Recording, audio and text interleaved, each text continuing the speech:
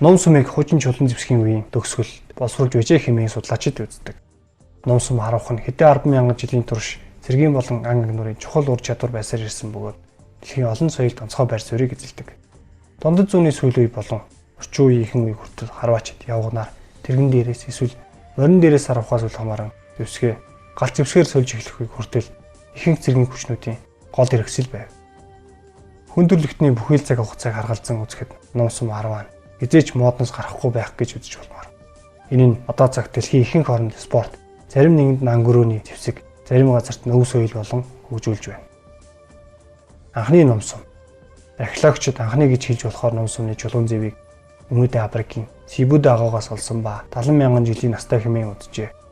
Ном сумны хамгийн гол хэсэг нь сум бөгөөд модны үзүүрт байрлах чулуун зэвний олдврыг олсноор ном сум харуулж байсан он цагийн эхлэл хэмээн судлаачид үздэг. Гэвч энэ жижиг жадны үзүүр эсвэл ном сумны зэвний яг аль нь болох нь тодорхойгүй байгаа ажээ. Түүнээс хойшх үед хамаарах маш олон чулуун зэвнүүд дэлхийн өнцөг болон бүрээс олцсоор байна. Гэхдээ бид эртний хүний үлдээсэн бас нэгэн уул мөрөөс эртний ном сумтай танилцж болох юм. Энэ бол хадны сүг зураг билээ. Хойд Африкийн нутаг Сахарын тасалын мезолитийн үеийн буюу нийтийн толоос өмнөх 12-оос 6,000 жилийн хооронд хамаарах хадны зурагт ном сум барьсан болон ном сумаар ангөрөө хийж мөн дайтаж байгаа хүмүүсийг дүрсэлсэн байдаг.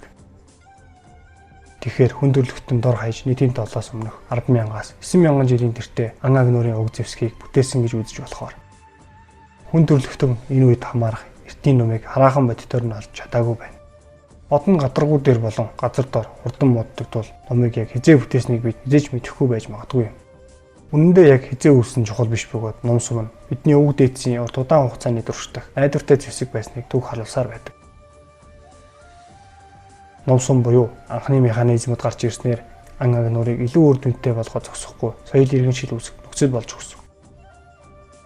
Эртний хүний ном сум модон ном сум байсан ба чулуун зэвсгийн үеийн бараг бүтэн ном сумыг дайн улс дэх Холмигард муур хэмээх газраас олсон.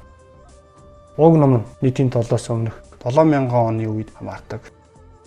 Эртний хүмүүс ном хийхэд тохирсон модыг сонгож хүчрэг чулуун зэвсгүүдээр модыг цуулан дараа нь зорж номоо уралдаг байжээ. Энэ төрлийн дан модноос бүтсэн ном нь Африк, Америк төв, Европ, Өмнөд Аз зэрэг дэлхийн олон хэсэгт тухайн ард түмнүүдийн уламжилт ном хэмээгдэн доо болтол хэрэглэгцээр байна. Ийхүү дэлхийн ихэнх ард түмнүүд донд түгээмэл дарахсан уг номыг тухайн орон нутгийн мод материалаар хийж болох ба үүнд завчих, хусах, матах, халаах гэх мэт аргаар ойр зүрийн хэрэгслээр нарийн ур чадвар шаардлагагүйгээр хийж болно. Өнөөдөр бид уг чулуун зэвсгийн үеийн номыг бодитоор нь хэрэглэж ангөрөө хийж ахуй амьдралдаа ашигласаар байгааг Өмнөд Америк, мөн Африк твийн зарим овг ангиудаас харж байна.